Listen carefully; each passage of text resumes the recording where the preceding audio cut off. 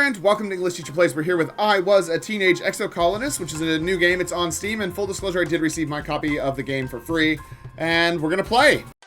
Hold up.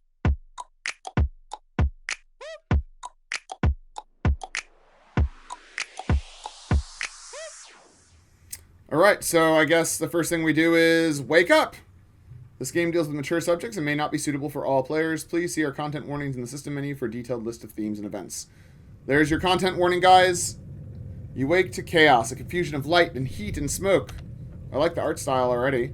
I don't know what we don't seem to be in... Is it a visual novel? Your head is pounding, you must have hit it and blacked out, but you aren't sure how you got here or what on Vertumna is happening. There's something important you need to remember. Okay. Oh. Your stomach lurches as the floor crumbles beneath your feet and then collapses. Bum, ba, ba. Your body aches and your eyes burn from the smoke. A figure appears through the flames. Your friend? Wait, why can't you remember her name? She's gesturing and shouting at you, but all you hear is a ringing in your ears. Let's climb out. You try to stand up, but one of your legs folds uselessly underneath you. It won't hold your weight. Your friend pulls you out of the rubble. She throws your arm over her shoulder and half drags you toward the door. Cool. It's this, like, 2.5D thing where it's, like, obviously flat things, but they're layered on top of each other. Love it. Through it, you see a deep, eerie twilight, dark blue and cold against the heat of the fire against you. Glow season. Alright, whatever that means. Oh, there's a doggo! Glowing eyes. You shake your head to clear your vision. Is that some kind of dog, like from Earth? Hello, doggo. Oh, he's not a nice doggo. He's a bad doggo. Bad doggo! Bad doggy. Not good. Alright. I was a teenage exocolonist. Cool. I'm digging this synthwave music. Get me. This game gets me. Oh, that's a cool ship. It does kind of look like a dong, though. I'm just going to put that out there. It's like sort of flesh-colored as well. You are born on the Stratospheric, Earth's first colony ship, halfway through its 20-year voyage to a wormhole at the edge of Sol system. Your parents run the hydroponic gardens, which make fresh air and vegetables for the ship. Like the other colonists, they bravely chose to make this one-way journey to the uncharted planet Vertumna in the hope they could escape Earth's troubles. Right. They named us... I mean... Oh, we can put whatever we want. All right. Mr. Jacobs? Actually, it's going to bother me. We'll just go with Jacobs. You're a bright-eyed child with an active imagination, sometimes too active, your mom says. Use the sliders on the left to choose pronouns and late teens appearance. These can be changed at any time. What's a slider? They, them, he, him. Oh, what can you customize? Oh. Wow, that is very cool. That is a lot of customization. We'll just go with he, him, I guess. I don't know. Let's go with an androgynous appearance in late teens. There we go. You have vivid dreams of things you've never experienced. Dirt under your feet, skies overhead, endless jungles, and strange animals. You wonder if this is what Vertumna will be like. Every child on the stratosphere. So it's a it is a visual novel kind of thing, but yeah, we're getting to make our character here. It's an RPG. 1 genetic enhancement. By age 6, you see the first sign of yours. Oh. Absorbent brain, super strength, nothing at all. I mean, I think that's probably hard. Let's go absorbent brain. Professor Howell says kids learn fast because their brains are like sponges, but when people get older, they can't absorb as much new stuff. Not for you, you're always learning, and your curiosity knows no end. Nice. The other kids have trouble keeping up with you, but one tries.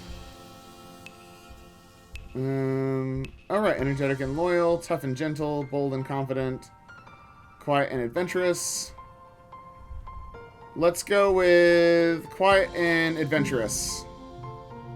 Unlike his studious twin sister Tangent, Dis sits at the back of the classroom and doodles on his hollow palm. You pond while cracking jokes about the weird diagrams in your textbooks. His quiet nature and his morbid curiosity make him somewhat of a loner, but at least he has a friend in you. Yeah. You're 10 years old when the ship finally reaches the wormhole. Professor Howell says it's like a doorway to other star systems, with the planet Vertumna 4 on the other side. You run emergency drills for months to prepare. When the day finally comes, it starts with a rumble, then things start to slide off the tables. You hurry to gather near the escape pods just in case. Oh. I have 20 stress, I guess. The emergency area is crowded with families. It's going to be fine, Jacobs, your dad soothes. We'll be through the wormhole and down on the planet before you know it, just like we've practiced. Your mom gives him a sharp, worried look. Red emergency lights switch on as a siren begins to sound somewhere distant in the ship.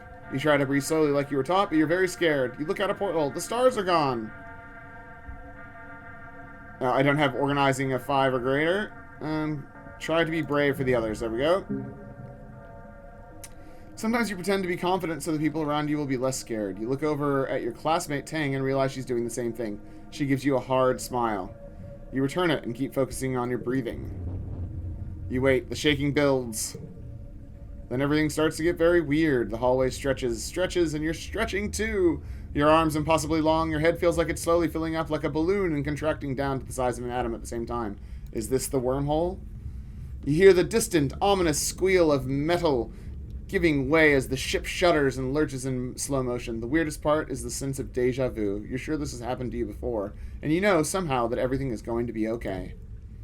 The shuddering reaches a crescendo. You hear an impossibly loud crunch and feel weightlessness for a few seconds before gravity slams you back against the wall head first. You black out. As you slip unconscious, you feel yourself twisted out of time. It's today, yesterday, tomorrow, all at once. And more than just one tomorrow, lots of them, different tomorrows. You find yourself in a place that you know from your dreams. Tiled fields, dramatic ridges, and a stranger. But also not a stranger, grinning as she grabs your hands. Hurry up, she says. I'm not going to let you miss this. Distantly, you can feel the ship's shaking has stopped and hear your parents' worried voices. Feeling safe, you slip further into the warm embrace of the stars. You drift. We're drifting. Gradually, your consciousness reforms. You wake up in the medbay. Excellent. The medbed under you plays a soft tune, and automated voice speaks. 2 weeks have elapsed. The patient's cranial injury has completed healing. They may now safely be discharged. As the fog lifts from your head, you realize something seems different about this room. It's so bright. You try to focus on the window. Something is definitely different. Sunlight! Instead of the familiar blackness of space, bright light from the twin blue and yellow suns is streaming through the windows. You peer out and see fields, glass-walled domes, and walls ringed by giant mushroom trees. There are construction materials everywhere and people walking around. Outside, on the ground. Cool. Okay. You better get out there and join them. Rush outside. Yeah, we're gonna rush outside. Alright. So we're... Oh, did we just... You share one with your parents. Alright. Oh, Tammy jumps as you step out of the ship's quarters behind her. You're awake. Are you all better? You better go see your dad. She points southeast towards some geodesic domes. Okay. Tammy looks concerned. You slept for so long after you bumped your head, she says. I bet your parents were worried. Your dad is working over in geoponics near those domes. They're called greenhouses. I would go with you, but, well, this is as far as I've been from the ship since we've landed. It's scary outside. Right. Okay. Oh, cool. Is this my dad? Jacobs! Your dad gives you a big warm hug. I'm so happy you're finally... He seems like a really nice, chill dude. I like it. Dr. Instance thought it'd be best to keep you asleep while your noggin healed. Your mother and I thought you might sleep away the whole year, my snoozy little gooseberry. He checks your head and looks relieved. He was clearly very worried about you, but covers it with jokes and smiles. Aw, love you, Dad. Welcome to Vertumna, he says, gesturing around you. You've never seen the stratospheric from the outside, except in pictures. Oh, oops. Your dad, who works at the Kind Man, age 41. Cool. The ship has been separated in two and parts taken off to form other buildings and a big wall around the whole colony. The alien jungle creeps right up to the wall. Only the geodesic greenhouses pass outside it, dotting their way up the hill. Yeah, what's outside the walls? Oh, don't worry about that, my dear Aubergine. He says, nothing that could hurt you. We just don't want you to getting lost in the big world out there. Oh, before I forget, he pulls a package out from his satchel and hands it to you. You blink and stare at it blankly. Don't you know what day it is, he asks? You honestly don't. You remind him that you've been asleep at medbay. Happy birthday! Your birthday already? You feel a dizzying sense of deja vu. You stare hard at the wrapped package. You know exactly what is in there. You remember it. Now you dreamed about this package. Some years ago on the ship. Inside will be a small medallion in the shape of a sun that your dad made by hand. I know what's in it. You describe the medallion and your dad tisks as he hands you the package. Aw, who ruined the surprise? Was it Seek? I'll bet it was Seek. They hate fun, he grins and adds. Don't tell him I said that. You start to explain that nobody told you, but someone shouts your dad's name. Listen, I'm so sorry, Jacobs, he says. But I have to get back to work. There was an accident when we landed, and don't worry, we're going to fix it, your mother and I. Cool. Unlock study humanities, right? Professor Hal is expecting you in classes. If you're feeling up to it, your dad says, pointing west to the engineering wing and the rear end of the bisected ship. Then he points to the large doors you came out of early, or you can relax in our quarters until you're feeling better. We'll talk later tonight, he says, then kisses the top of your head and ruffles your hair. Have a wonderful birthday. Aww. To enter buildings, click on the door or the flag beside it, or get close and press enter to or another action button. Then choose an activity for the month to gain skills and advance time. There are 13 months a year and 10 years to the end of the game. You only have to focus on a few things. You only have time to focus on a few things. Right. Hey, it's Dis. That's our childhood friend. You see Dis sitting on the ground beside some bushes. Is he hiding from somebody? He seems to be watching the gate in the wall to the south, where grown-ups are coming and going. Kids aren't allowed past the walls, he says quietly, without looking up. They say there's nothing to be afraid of, but then why do we need walls? You stare at the gate and have a sudden rush of memory so strong that you think you might faint. You imagine something crashing through the wall, something enormous and dark and wriggly. For years in space, you've had half-remembered nightmares of monsters, of your ship being destroyed, of sifting through the wreckage that used to be your home trying to find something. Your dad always told you the dreams weren't real. Breaking you from your daydream, Dis whispers, I think there are monsters out there. I believe you. No, you don't, he says. You're being sarcastic. I can tell. Nobody believes me.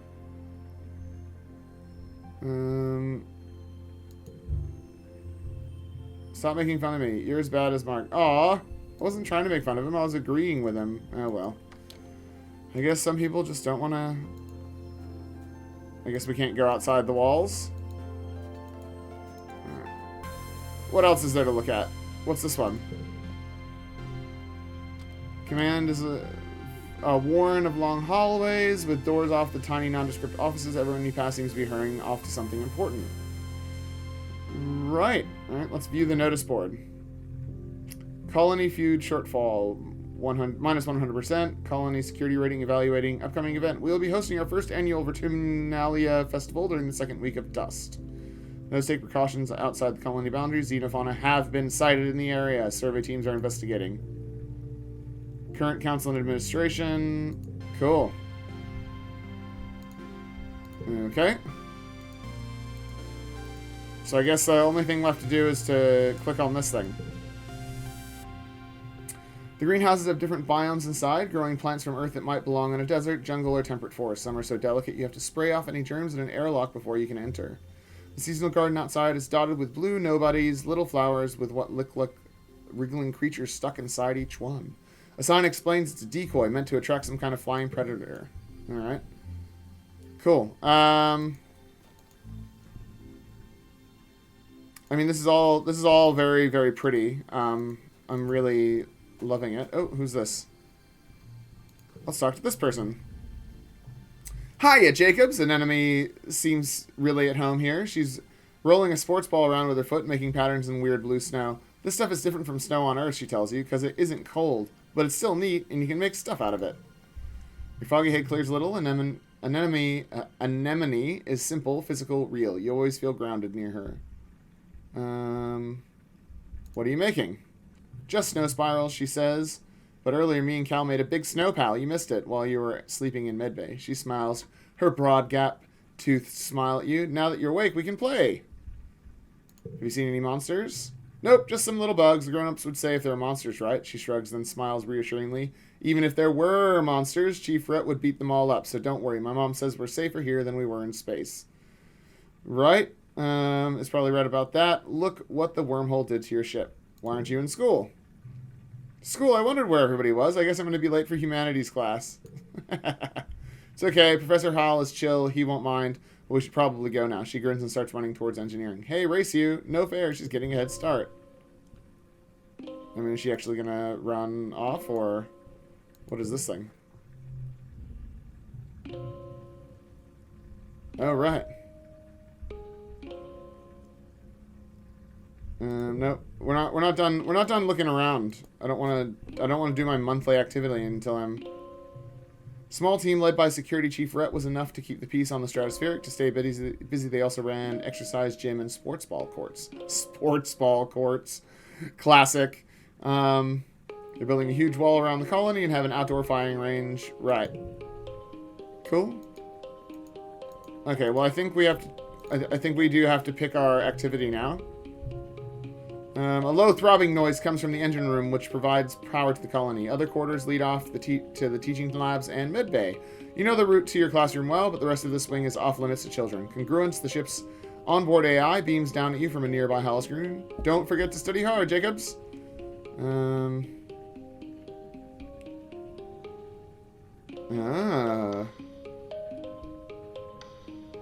So... let's go for brains. Good afternoon, my burgeoning biologists and up-and-coming chemists. Professor Howell welcomes you back to your old classroom. This afternoon, we'll learn what I like to call the wet sciences. He gestures to his hollow-projected lesson plan. Biology, chemistry, medicine, ecology, and geology. You'll learn a little bit of everything with opportunities for further study in your favorite field. If you're looking for something a little drier, try registering for engineering classes. Cool. This is all great. Oh, what is this?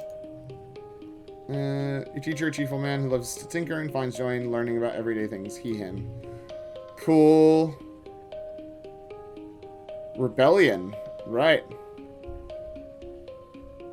Okay. For today's lesson, Professor Howell tells you we'll start with a fun group project. You'll be studying the mush tree, a prominent natural resource native to Fortumna. In the ideal conditions, it can grow at a speed of over a meter a day and have a diameter of up to 30 centimeters. He stands on his tiptoes and gestures to illustrate. Your team will experiment to find those ideal conditions. You're teamed up with Tang and Cal and are given a mush tree spore and a bucket to grow them. The rest is up to you. Tang looks up surveyor's notes on the holonet. Mush trees, she reads, are most abundant south of the colony in the stormy, moist regions of the subaqueous swamp. What if we used water instead of soil, Cal suggests, like they do with hydroponics? Tang nods. If they like wet weather, that might work. Jacobs, do you have any suggestions?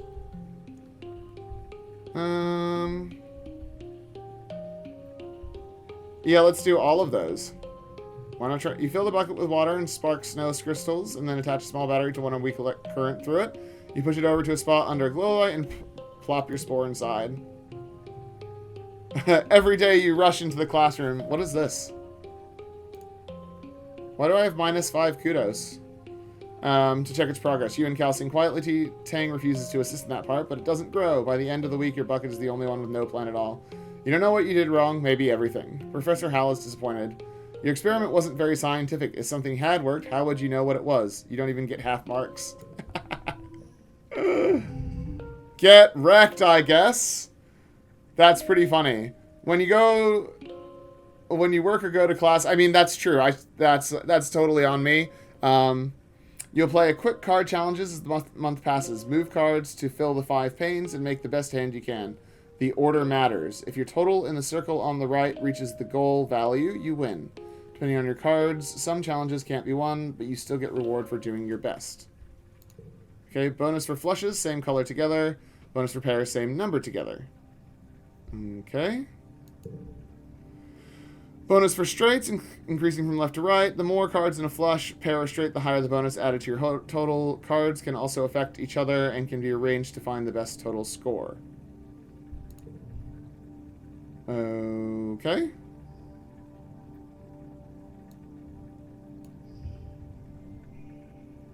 Right.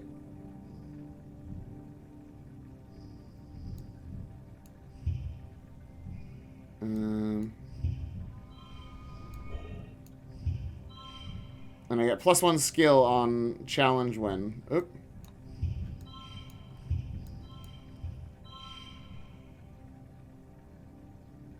Right, but there's no I should probably have that like that, right? There we go. That's pretty good. I mean, does it matter which order that those go in?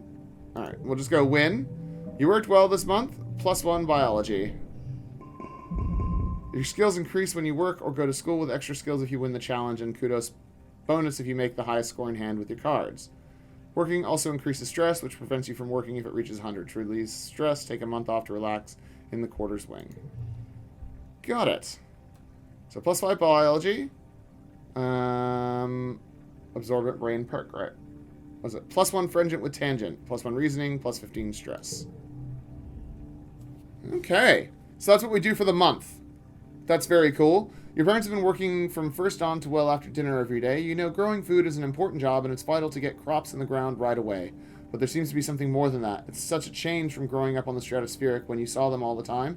You stay up and wait for them at night before going to bed. Though you can tell they're exhausted, they make an effort to spend time with you. Aww. Sorry we haven't seen much of you, little gooseberry, your dad says. Your mom watches you as she works a pebble out of her gardening tiller, which also serves as a crutch. How have you been holding up? I learned some stuff in school. Glad to hear that, your mom says. I want you to study hard, work hard, and stay out of trouble. Sure. And Professor Hal will give you kudos if you get good grades. You can spend those at the depot once it's open.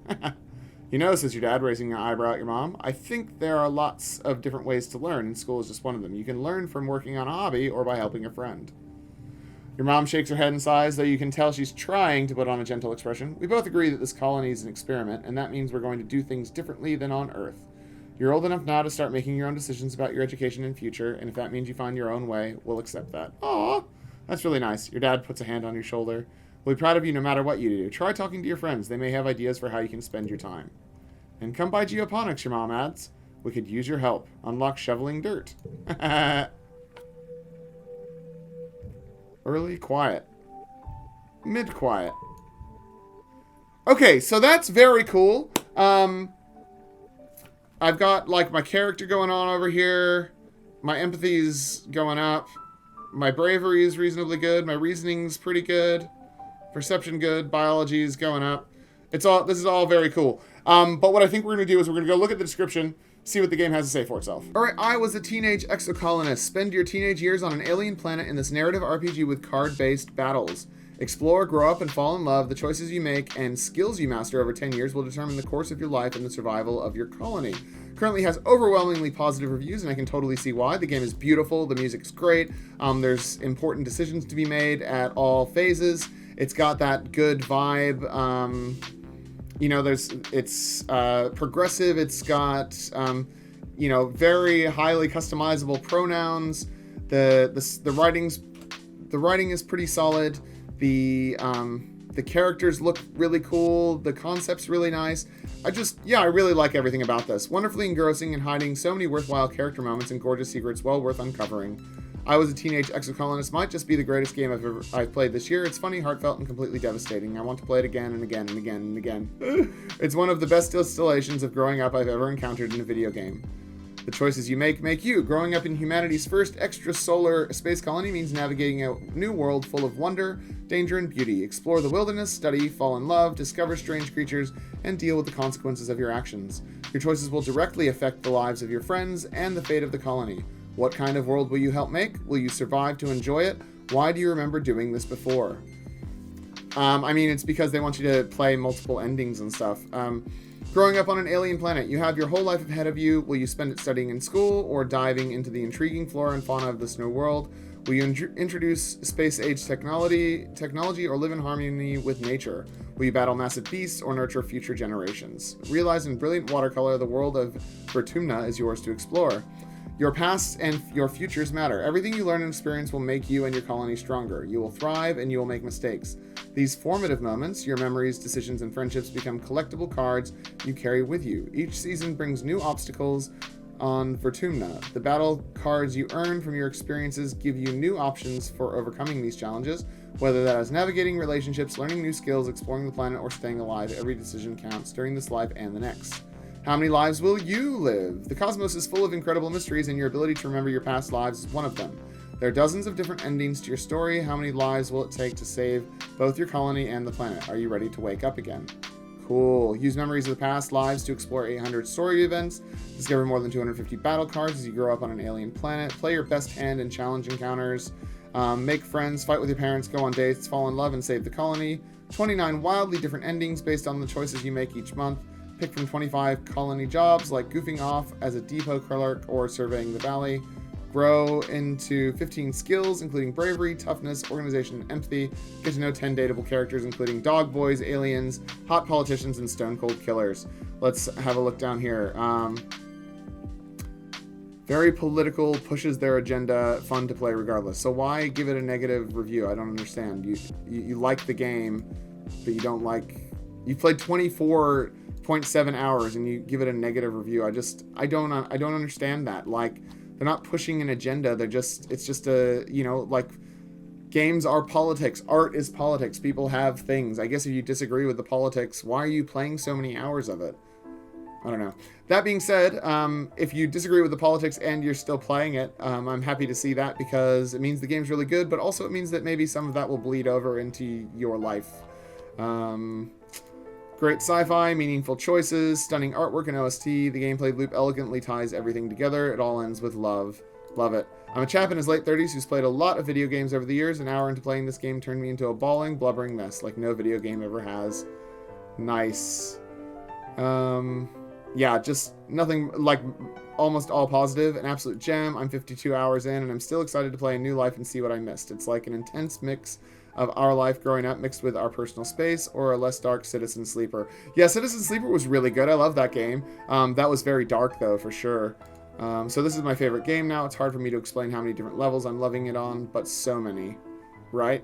About 10 or so years ago, there was a dearth of stat-based build-your-own-adventure RPGs to supplement visual novel-style play. Spiritual evolution of them, this game is probably the most aesthetically pleasing, varied, and rewarding of them, though it does keep a good amount of occasionally frustrating progress. Roadblocks that can wreck a playthrough. If you want to be a certain character's lover, you gotta make like the Spice Girls and get with their friend. Classic. So yeah, lots of really positive reviews. It's developed by Northway Games, who have made a couple of games. We haven't played any of them, though. Managing the Apocalypse, Fantastic Contraption, and what, PC Cafe? Sure. Rebuild 3, Gangs of Deadsville. Sure. I was a teenage exocolonist. So it currently costs $30.99, or you can get the deluxe version for $40. I'm not sure what it comes with. The soundtrack and the art book. Right. Very cool. If you want to check it out, you can check it out by clicking on the link in the description. The art style is stunning. The music is beautiful. The writing is really solid. I love the choices that I'm getting to make. It is a visual novel with like stat-based choices and just lots and lots of engagement and very, very cool stuff. So I'm going to leave it there. Thanks for watching. Make sure you like and subscribe to the channel. Leave me a comment down below. Check me out on Twitch, or watch me streaming here or on Facebook or whatever. And I'll see you guys next time. Class dismissed. Did you know that in addition to playing video games on Twitch and YouTube, that I'm also a published author? My debut novel, Transhuman Evolution, is available at your favorite online retailer. Check it out. Subscribe to the channel. Now back to the game.